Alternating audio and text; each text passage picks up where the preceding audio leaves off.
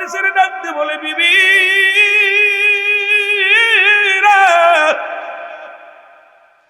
আমি যাব তুর্কিস্তানের যুদ্ধে, হয়তো আর কোনোদিন ফিরে আসব না। যদি বেঁচে থাকি রে বিবি 4 মাস পরে ফিরে আসব। কয় মাস? 4 মাস পরে ফিরে আসব। আর যদি মারা যায় আমার দাবিটা ছেড়ে দিবা। এই 40টা মোহর দিয়ে গেলাম, এই 40টা মোহর দিয়া তুমি জীবন যাপন করবা, পর্দার বিধান মেনে চলবা।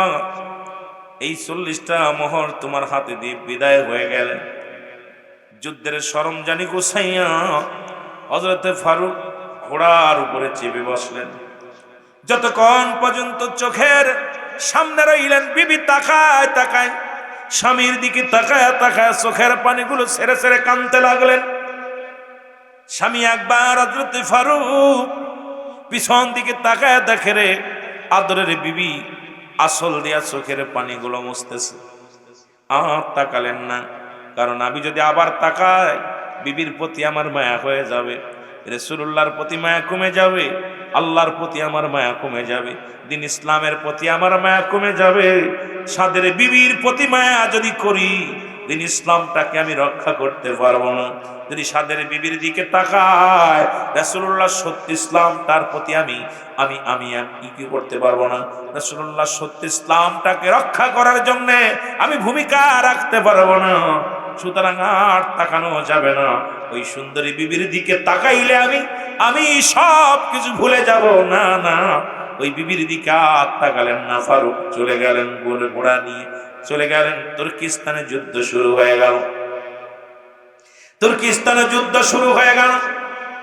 4 মাস বিবি অপেক্ষাতে স্বামী আসবে, স্বামী বাড়ি ফিরে আসবে, স্বামী আসবে। 4 মাস পার হয়ে গেল, কিন্তু হযরতে ফারুক বাড়ি ফিরলেন না। যারা যারা যুদ্ধের ময়দানে গেছিলেন বিবি পাগলের মতো যায়, খবর নেয়। বলে, ও আমার ভাই, আপনি কি আমার স্বামীর খবর জানেন? আমার স্বামী আমার একা রেখে তুর্কিস্তানের যুদ্ধের ময়দানে গেছে, এখনো ফিরে আসে নাই। 5 মাস পার হয়ে গেল, স্বামী ঘরে ফেরে নাই। আমার স্বামী কি বেঁচে আছে? আপনারা কি বলতে পারেন আমার স্বামী বেঁচে আছেন? যুবক বন্ধুরা আমার, 5 মাস গেল, কয়েক বছর পার হয়ে গেল গো। 1 বছর 2 বছর কয়েক বছর পার হয়ে গেল। আল্লাহ পাক 10 মাস 10 দিন পরে এক পুত্র সন্তান জন্ম নিল। জোরে জোরে চিল্লায় বলেন মারহাবা। আর একটু জোরে বলেন না। পুত্র সন্তান জন্ম নিলেন। একটু মহব্বতের সঙ্গে দুরূদ শরীফ পড়েন। আল্লাহ মাইকালা ভাই, এই মাইকি ঢ্যাপ ঢ্যাপ আওয়াজটা কিনা সুন্দর করে, আওয়াজটা ঢ্যাপ ঢ্যাপ করে সাথে সাথে।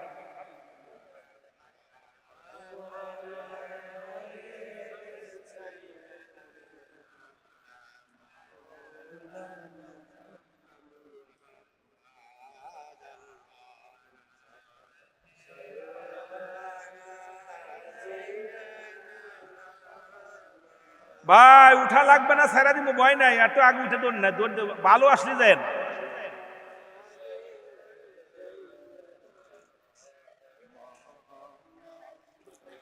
আলহামদুলিল্লাহ।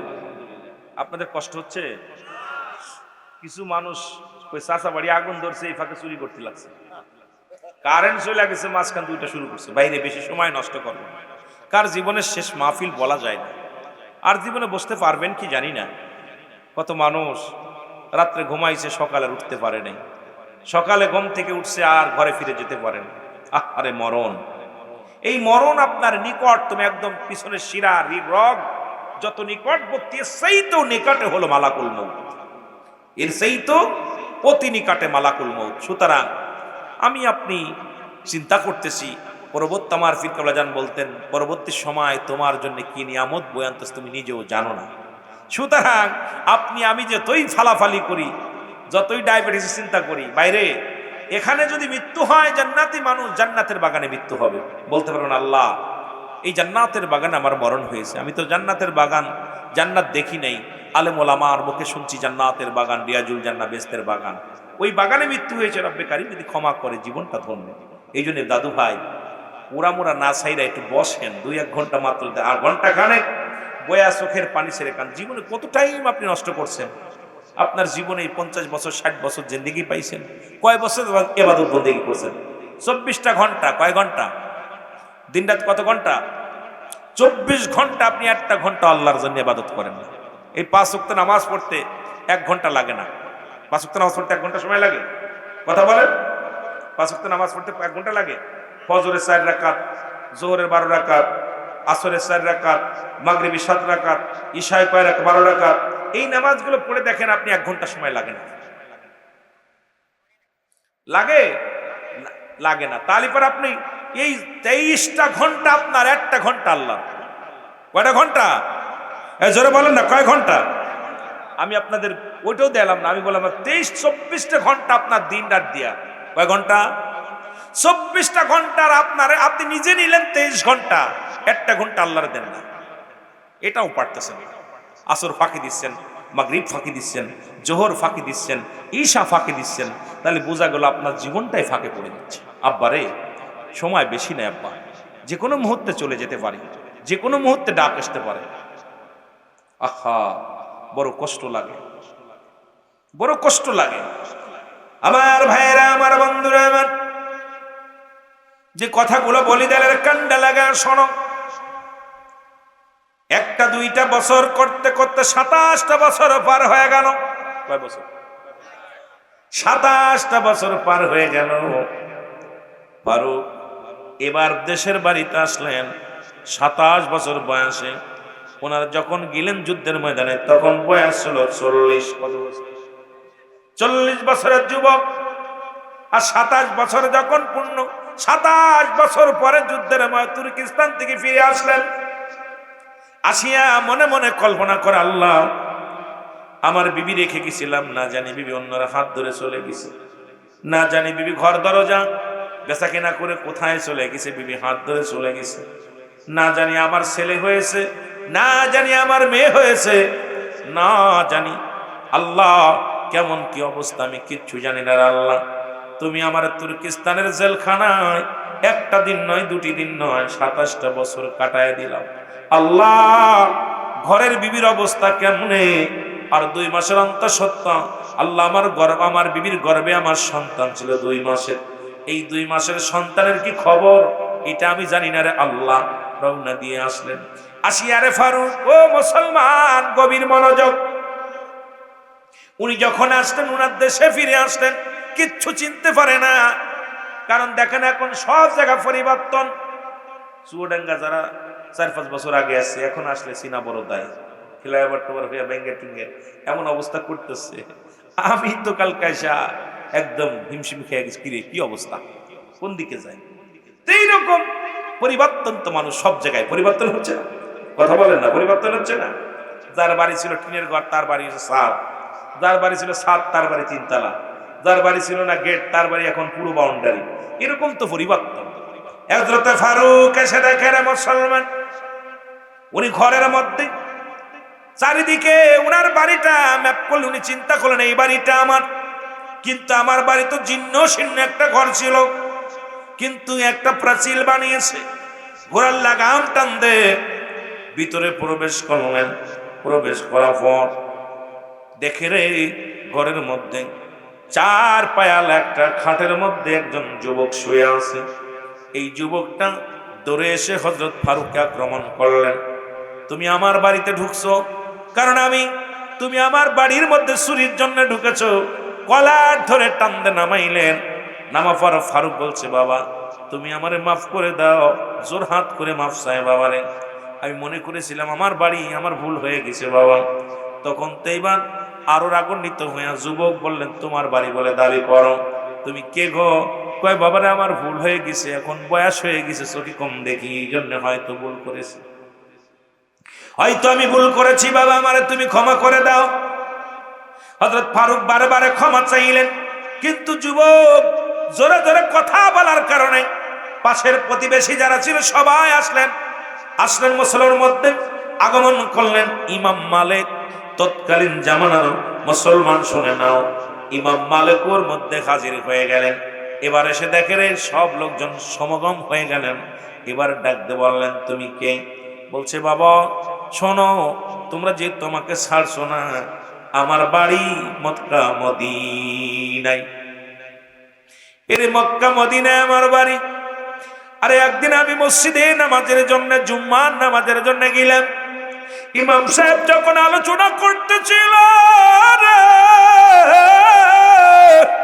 ওই তুর্কিস্তানে মুসলমানদের লাশ ফেলা হয়, তুর্কিস্তানে উম্মতি মুহাম্মাদিকে আক্রমণ করা হয়, তুর্কিস্তানের মুসলমানেরা বড় অসহায়। এই খবর আমি শুনিয়া বাড়ি আসি রে বাবা। আমার নাম হযরতে ফারুক। বাবা এবার আমি আমার এই বাড়িতে ঢুকছি। আমার এখানে আমার বিবি ছিল, আমার 2 মাসের অন্তঃসত্ত্বা বিবি। তাকে আমি এই বাড়ির মধ্যে রেখে গেছিলাম। জানি না আমার ছেলে হয়েছে কি না মেয়ে হয়েছে, জানি না আমার বিবি বেঁচে আছে না মরে গেছে, আমি জানি না। ভুল করে বাবা তোমার বাড়িতে ঢুকেছি। আমি 4 মাসের জন্য গিয়েছিলাম, সেখানে যে শত্রু পক্ষের কাছে ধরা পড়ে যায়। 27টা বছর জেল খাটলাম, 27টা বছর জেল খাটিয়া সারা পাইলাম। সারা পাওয়া পরে আমি চলে আসছি। বাবা আমার ভুল হয়ে গেছে। যখন এই কথা বলার সঙ্গে সঙ্গে ভিতর থেকে ফারুকের বিবি যখন নাম শুনেছে ফারুক, বিবি তোরে এসে ডাক দে, সামনে আসিয়া দাঁড়ায়া দেখতে লাগলেন পানের স্বামী 27টা বছর পরে ফিরে আসছে। তাকাইয়া ডাক দে বলে, রাবেয়া রে। ফারুকের যে ছেলে ওই বাড়িতে যুবক ছিল, নাম হলো তার রাবেয়া। ডাক দে বলে, রাবেয়া রে, কলার ছেড়ে দাও, তার হাত ছেড়ে দাও। বলে, মা তুমি তো কোনো বেগানা পুরুষের সামনে আসো না, জীবনে কোনোদিন কোনো পুরুষের মুখ দেখো না, আজকে তুমি এই চোরটাকে বাঁচানোর জন্য তুমি কেন ঘর থেকে বাইরে আসলে? ডাক দেখায়, বাবা রাবেয়া রে, ও বাবা রাবেয়া, এই তো তোমার পৃথিবীর মধ্যে তোমাকে বলতাম তোমার বাবার জন্যে, আর 27টা বছর আমি পার করে দিলাম। তুমি যার হাত ধরেছো, যার কলার ধরেছো, উনি আর কেউ নয়, উনি তোমার জন্মদাতা পিতা হযরতে ফারুক। জোরে জোরে চিল্লায় বলেন মারহাবা। মা যখন বাবা বলে ডাক বলছে তোমার বাবা, সঙ্গে সঙ্গে রাবেয়া পায়ের মধ্যে পড়ে গেছে। মারহাবা বলেন না। সঙ্গে সঙ্গে রাবেয়া পায়ের মধ্যে পড়ে গেছে। ডাকতে বলে, বাবা, কারণ রাসূল তো শিক্ষা দিয়েছে, পিতা মাতা পৃথিবীর মধ্যে মুসলমান। শুনে নাও, আজকে সেই পিতা মাতার প্রতি শ্রদ্ধা নাই, পিতা মাতার প্রতি ভক্তি নাই, পিতা মাতার প্রতি মুসলমান আজকে সে সব কিছু ভুলে গেছি। আমার নবী ডাকতে বলে, সাহাবীরা রে, তোমরা কেউ কি কবুল হজরের সব পাইতে চাও? সাহাবীরা বলে, হুজুর কে বানা চায়? আমার নবী বললেন, তোমাদের বাড়িতে যায় দেখবা যাদের পিতা মাতা দুনিয়ার মধ্যে জিন্দা আছে, বাড়ি যে সালাম দিবা, আসসালামু আলাইকুম মা, আসসালামু আলাইকুম বাবা, তোমার আমল নামায় একটা কবুল হজরের সব লেখা হয়ে যাবে। জোরে বলেন মারহাবা। আর একটু জোরে বলো মারহাবা। এরে মুসলমান, আজকে সন্তানের হাতে পিতা লাঞ্ছিত হয় রে, আজকে সন্তানের হাতে মা লাঞ্ছিত হয়। বড্ড কষ্ট লাগে রে যুবক। পিতা মাতার নাফরমানি সন্তান কখনো জান্নাতে যাবে না। আর একটু জোরে বলেন আল্লাহু আকবার। সে যদি বাইতুল মুকাররমের ইমাম হয়, কাবা শরীফের ইমাম হয়, কসম আল্লাহ, এই দুনিয়ার মধ্যে জান্নাত পাওয়া সম্ভব নয় যতক্ষণ পর্যন্ত পিতা মাতার বাধ্য সন্তান না হবে। সে যত বড় বুজুর্গ হোক, যত বড় জান্নাতওয়ালা হোক, যত বড় বন্যওয়ালা হোক না কেন, আল্লাহর কসম করে বলি, পিতা মাতার অসন্তুষ্ট সন্তান কোনোদিন জান্নাতে যাবে না। জোরে জোরে চিল্লায় বলা যাবে না আল্লাহু আকবার। ওরে আমি যদি যাই গো মারা, আমি যদি বিদেশের মাটিতে, লাশটায় আমার পৌঁছাই দিও মারি কোলেতে। ওরে লাশটায় আমার পৌঁছাই দিও, আরো জোরে বল, লাশটায় আমার পৌঁছাই দিও। ওরে আমি যদি যাই গো মারা, আমি যদি বিদেশের মাটিতে, লাশটায় আমার পৌঁছাই দিও মায়েরি কোলেতে, ওরে লাশটায় আমার জন্মের পরে যে কোলেতে রাখছে আমার মা,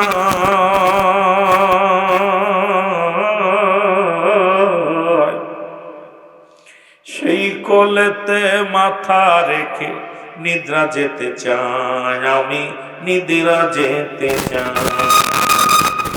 জন্মের পরে যে কোলেতে রাখছে আমার মা,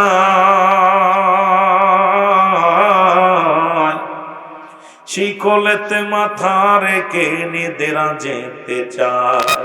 আমার মায়ের মুখটা দেখলে পারে, আমার মায়ের মুখটা দেখলে পারে শান্তি পাবো কবরে, লাশটায় আমার পৌঁছাই দিও মায়েরই কোলেতে, রে লাশটায় আমার পৌঁছাই দিও। ওরে আমি যদি যাই গো মারা, আমি যদি বিদেশের মাটিতে, লাশটায় আমার পৌঁছাই দিও মায়েরই কোলেতে, রে লাশটায় আমার পৌঁছাই দিও। এই জগতে মায়ের মতো নাই কেউ আপন,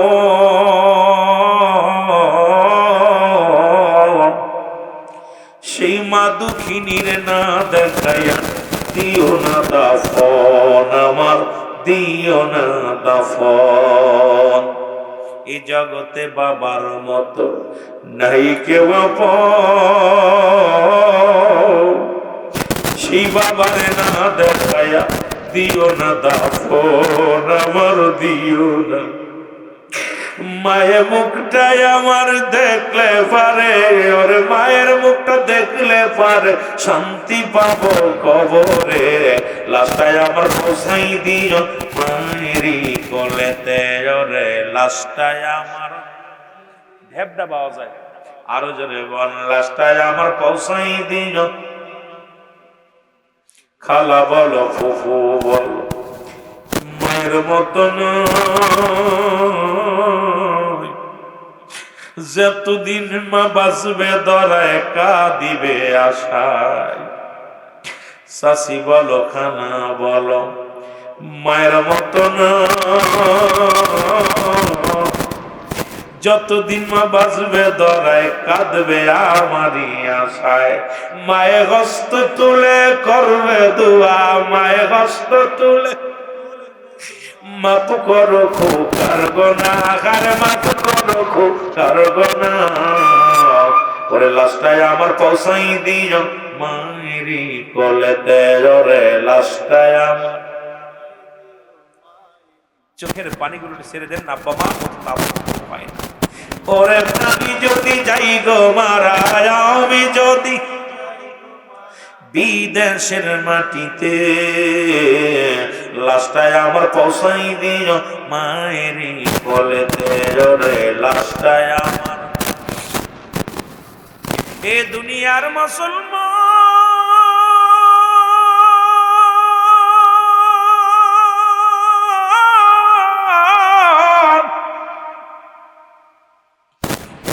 কথা বলতেছিলাম, তিন শ্রেণীর মানুষের দোয়া, তিন শ্রেণীর মানুষের ফরিয়াদ, তিন শ্রেণীর মানুষের গোনা, তিন শ্রেণীর মুসলমান, তিন শ্রেণীর মানুষের হজ যাকাত কিন্তু কবুল হয় না।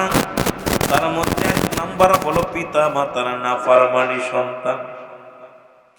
আব্বা যারা আজকে মাহফিলে বসছিস রে, যাদের আব্বা মা দুনিয়ার মধ্যে জিন্দা আছে, দিলের কান্ডা লাগা শুনবি, পিতা মাতা যদি ডাক দেয় পৃথিবীর মধ্যে, তুমি নামাজে দাঁড়াইছো, নফল সুন্নাত নামাজগুলো ছেড়ে দাও, আগে মার ডাকে সাড়া দাও, আগে বাবার ডাকে সাড়া দাও। যেখানে খোদার বন্দেগি করতে গেলেও যদি বাপ মা ডাক দেয় সব ছেড়ে দাও। ওরে মুসলমান, দ্বিতীয়বার যেন ডাকা না লাগে। আজকে আমাদের আব্বা মা আপনারা আমার জন্য কত কষ্ট করে, সেই আব্বা মা যারা বুড়া হয়ে গেলে তাদের মূল্যায়ন নেই। এক নম্বরে পিতা মাতার নাফরমানি সন্তান, 2 নম্বরে এতিমের মাল ভক্ষণকারী, 3 নম্বরে মুসলমান শোনে হিংসুটে মানুষ। এই 3 শ্রেণী মানুষের ও যুবক পৃথিবীর মধ্যে সব ইবাদত বরবাদ হয়ে যাবে, সমস্ত আমলগুলো বরবাদ হয়ে যাবে। আমার যুবক বন্ধুরা আমার, আজকে থেকে যাদের আব্বা মা, আমার রাসূল বললেন ও আমার বাবারা শোনো, আমার নবী বললেন যুবকেরা শোনো। আমার নবী কি বললেন? নবী বলে উম্মতিরা রে, যাদের ঘরে আব্বা মা জিন্দা আছে শুধু একবার যে সালাম দিবে আসসালামু আলাইকুম মা, আসসালামু আলাইকুম বাবা, তোর আমল নামায় একটা কবুল হজের সওয়াব লেখা হয়ে যাবে। আজকে কার জন্য মা নাই রে, কার জন্য বাবা নাই? আরে পায়ের মতো চিরতরে বাবারে হারিয়ে ফেলেছি রে। এই পৃথিবীর মধ্যে বড় এতিম হয়ে গেছি। আমার নবীর সাহাবীরা কান্দে, নবী গো, ও আমার নবী। আমার নবী কয় সাহাবীরা রে, তোমরা কেন কান্দো? আমার নবী ডাক দিয়ে বলে সাহাবীরা রে, তোমাদের চোখে কেন পানি? তোমরা কেন কান্দো? সাহাবীরা বলে ইয়া রাসূলুল্লাহ, ইয়া হাবিবাল্লাহ, যে আমলটা বললেন আজ থেকে যদি একটা সপ্তাহ আগে জানতাম। 1 সপ্তাহ আগে আমার মা বিদায় হয়ে গেছে, 1 মাস আগে আমার বাবা বিদায় হয়ে গেছে, এত বড় নিয়ামত থেকে আমরা বঞ্চিত হয়ে গেছি। ইয়া রাসূলুল্লাহ, ইয়া হাবিবাল্লাহ, আমরা বড় এতিম হয়ে গেছি। আমার নবী কয় উম্মতিরা রে, শোন শোন, যাদের পৃথিবীর মধ্যে আব্বা মা জিন্দা নাই, যারা কবর জগতে চলে গেছে, আমি নবী তোদের জানায়া দিলাম, পড়ো রব্বির রহমা কামা রব্বায়ানি সগীরা। জোরে বলেন রব্বির রহমা কামা রব্বায়ানি সগীরা। এর মা বাবার কথা মতো যেজন চলে না, বলো মা বাবার কথা মতো আল্লাহ নবীর দয়া তারা পাবি না বাইরে, আল্লাহ নবীর দয়া। আরো জোরে বল, মা বাবার কথা মতো যেজন চলে না, বলো মা বাবার কথা মতো আল্লাহ নবীর দয়া তারা পাবি না বাইরে। আল্লাহ মা বাবা অতি আপন, তাদেরকে করো যতন। মা বাবা অতি আপন, তাদেরকে করো যতন। ওরে দুদিনের বিবি পায়া বইলা যাইও না, সুন্দরী বউদের পায়া বইলা যাইও না। মার কলিজায় আঘাত দিলে আল্লাহ সহে না, বলো বাবার মনে কষ্ট দিলে। মা বাবার কথা মতো যেজন চলে না, বলো মা বাবার কথা মতো আল্লাহ নবীর দয়া তারা পাবে না বাইরে। আল্লাহ সুন্দরী বিবি পায়া তাদের ভুইল না, সুন্দরী বিবি পায়া তাদের ভুইল না। মা বাবার কথা মতো যারা চলে না বাইরে, মা বাবার কথা মতো যেজন চলে না, আল্লাহ নবীর দয়া তারা পাবে না বাইরে। আল্লাহ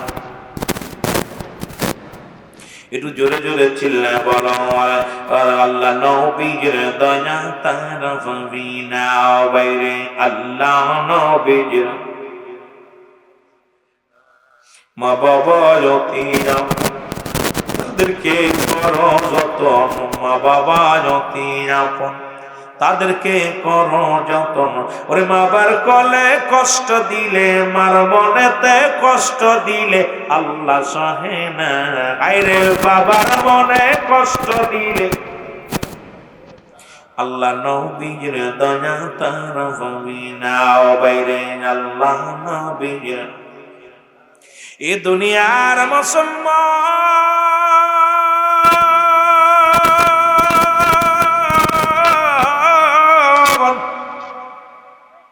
হযরত হযরতে ফারুক বাবার পায়ের মধ্যে পড়ে কান্দে রে। কই মা গো, তুমি বলেছিলে বাবা বুঝি নাই রে, এই দুনিয়ার মধ্যে নাই। বলে বাবা, ও বাবা রাবেয়া, বাবা শোনো, তোমার আব্বা একদিন নয় দুদিন নয় আর 27টা বছর আমার একা করে গেছিল। 27টা বছর পরে ফিরে আসছে।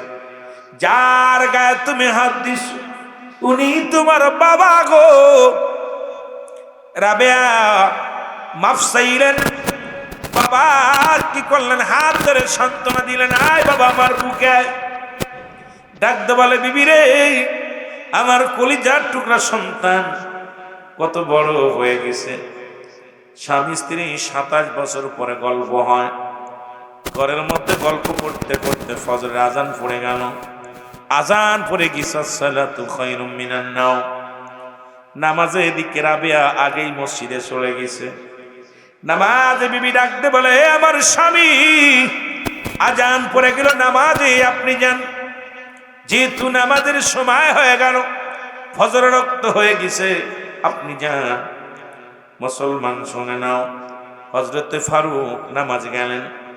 অনেক বড় কাতার, মসজিদটা পুরো পরিপূর্ণ ভরে গেছে।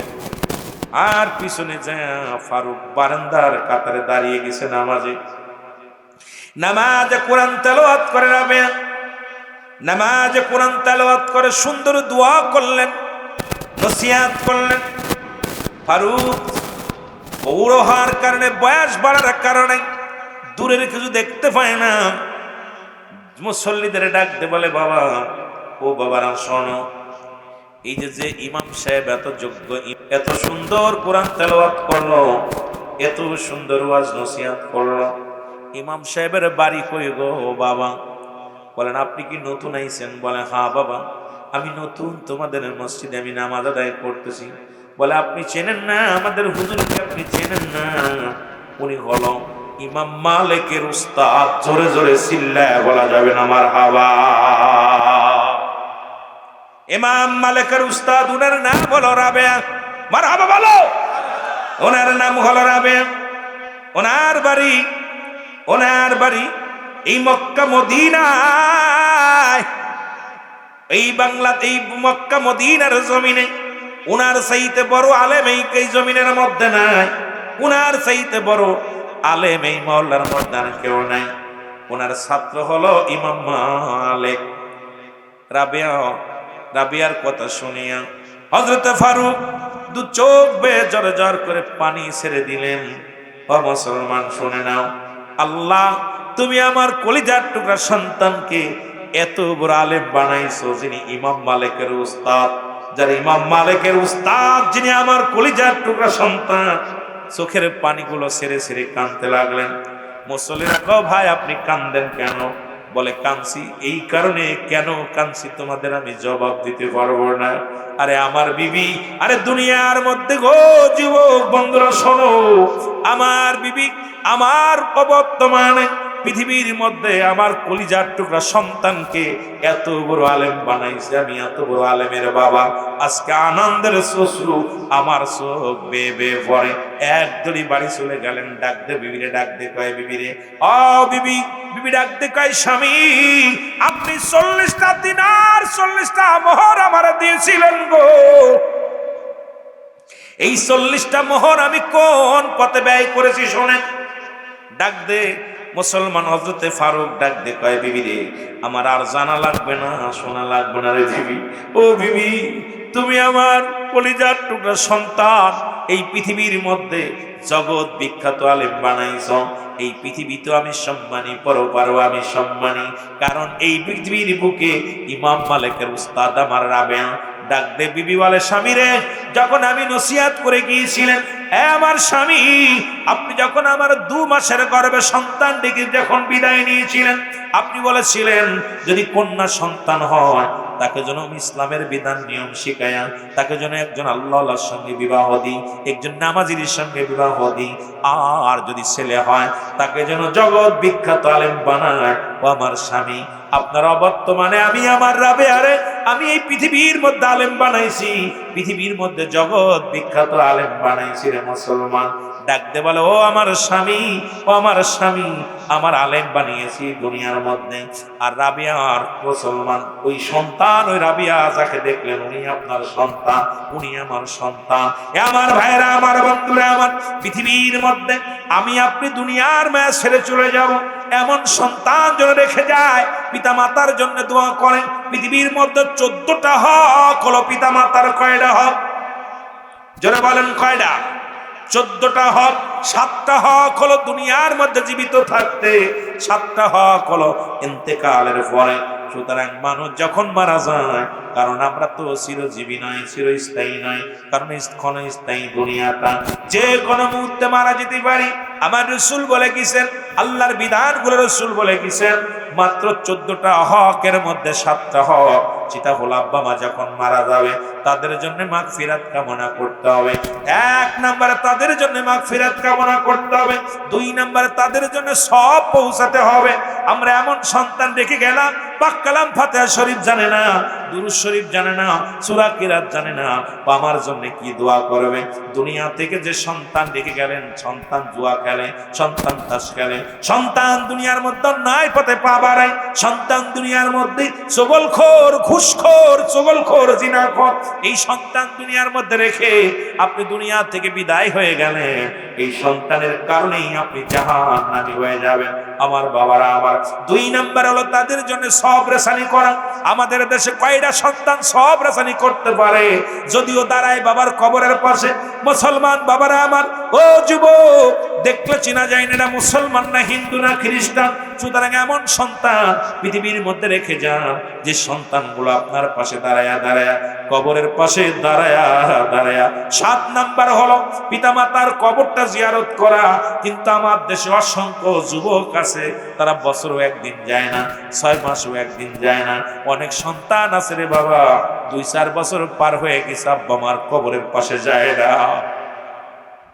ওই কবরে, আব্বার কবরে দাও দাও করে আগুন জ্বলে, মার কবরে দাও দাও করে আগুন জ্বলে গো।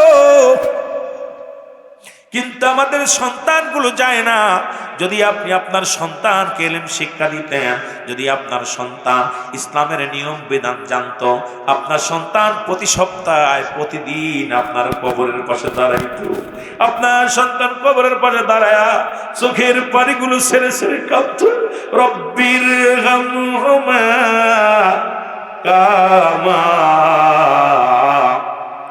রব্বায়ানি সগীরা। জোরে বলেন রব্বির হামহুমা কামা রব্বায়ানি সগীরা। এই জন্য আমি আপনাদেরকে করজোরে দাবি করে যাব, যুব বাবারা আমার, সন্তান আপনার ছেলে মেয়ে আপনার কাছে আমানত রাখছে আমার আল্লাহ, খেয়ানত করার অধিকার আপনাকে দেয় না। সুতরাং আপনার সন্তানকে দিন ইলম শিক্ষা দেন। দিন ইলম শিক্ষা দেওয়ার পর অন্য জিনানের লাইন পড়ান, অন্য জায়গায় যান, যেখানে যাবেন যান। কিন্তু আগে সর্বপ্রথম দায়িত্ব হলো, আপনার দায়িত্ব হলো, ও যুবক, আপনার প্রথম দায়িত্ব হলো আপনি সন্তানকে পৃথিবীর মধ্যে আপনি ইসলামের নিয়ম কানুন, ইসলামের বিধানগুলো যখন শিক্ষা দিবেন, এই সন্তান কোনোদিন আপনার বিফলে যাবে না, এই ইলম কোনোদিন বিফলে যাবে না। এর দ্বারা দুনিয়া আখিরাত দুইটাই কামিয়াব হবেন। কারণ কবরের জিন্দেগি যখন কবরে চলে যাবে, আপনার জন্য সব জারি থাকবে, সব জারি থাকবে। এই জন্য আমার বাবারা আমার, গভীর মনোযোগ। পৃথিবীর মধ্যে আগে মানুষ হতে হবে। মানুষ যদি না হতে পারেন, অমানুষ হয়ে যদি দুনিয়ার মধ্যে জীবন যাপন করেন,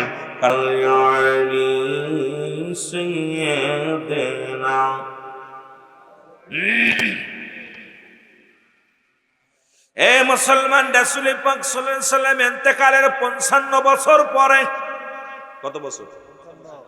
55 বছর পরে মসজিদের মেম্বারে দাঁড়ায়া ইমাম সাহেব দাঁড়ায়া আলোচনা করতেছে রাসূলের শান মান, রসুলের ভালোবাসার আলোচনা করতেছেন ইমাম সাহেব।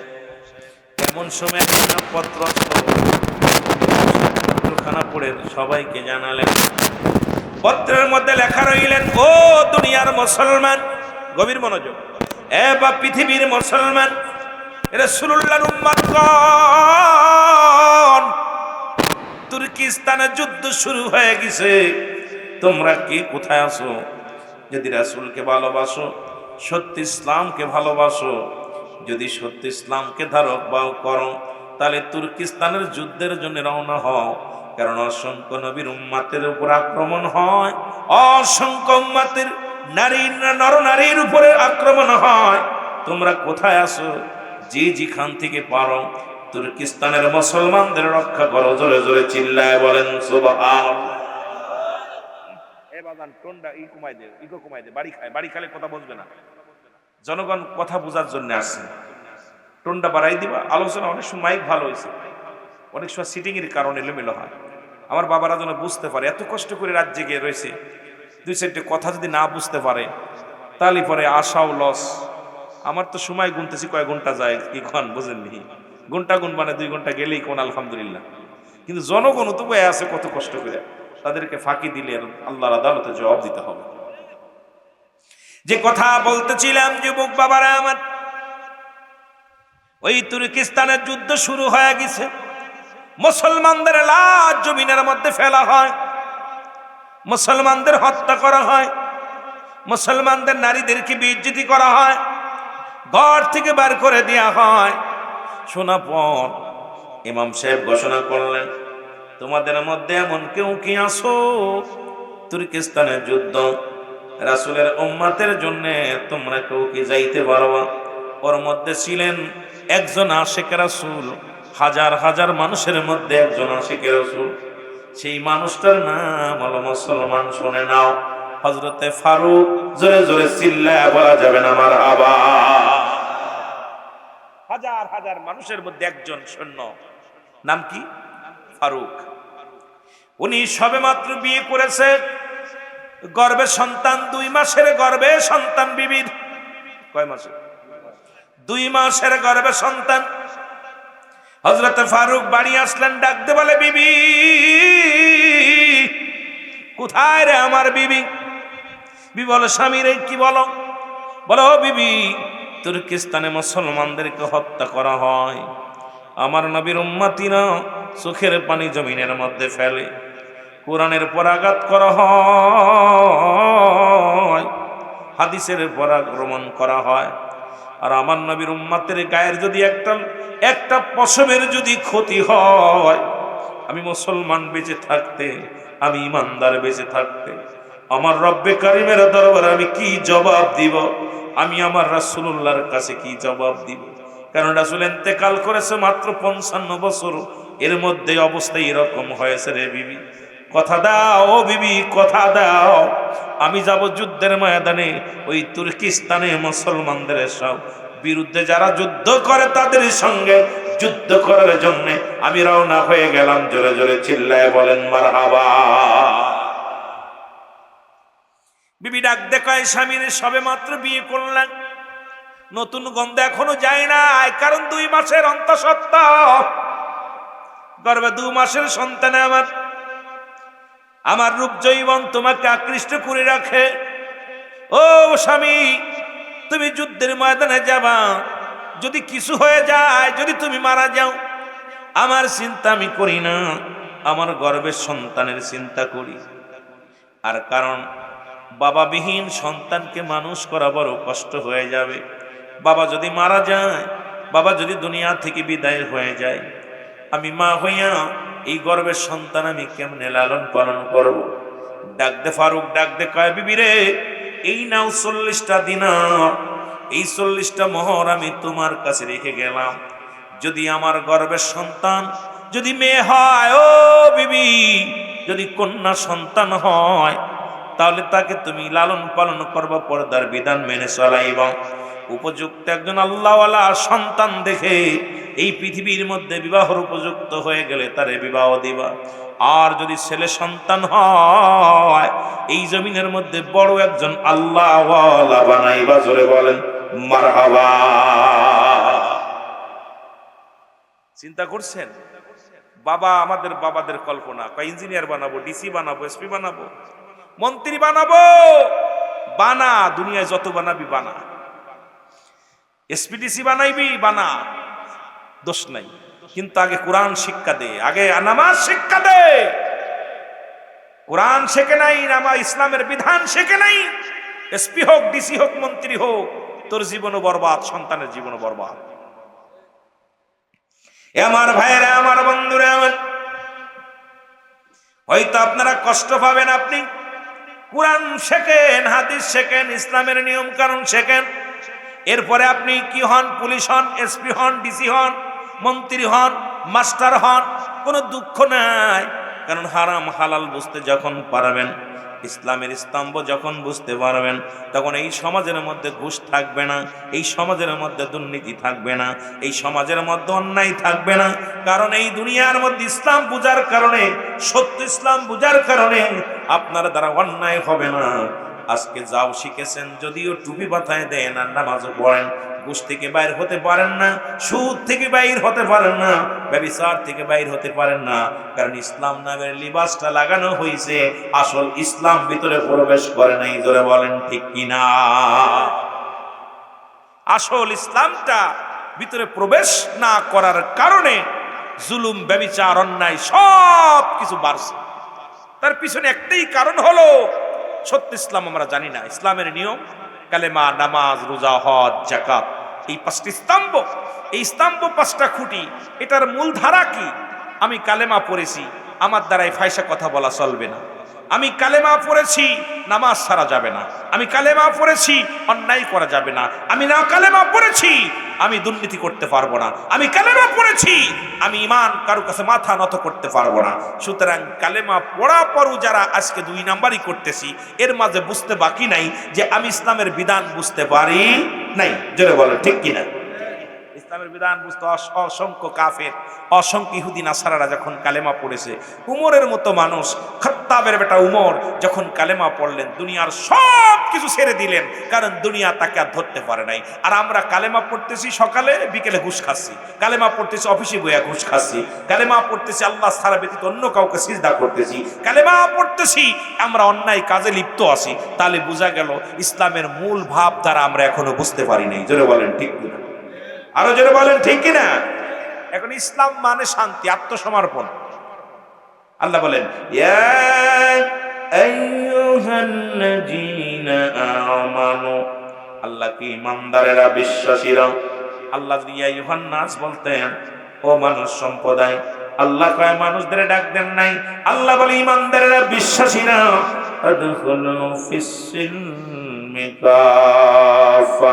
আল্লাহ বলে ইমানদারেরা, বিশ্বাসীরা, শোনো, তোমরা পরিপূর্ণভাবে দাখিল হও, পরিপূর্ণভাবে প্রবেশ করো। কিসের মধ্যে?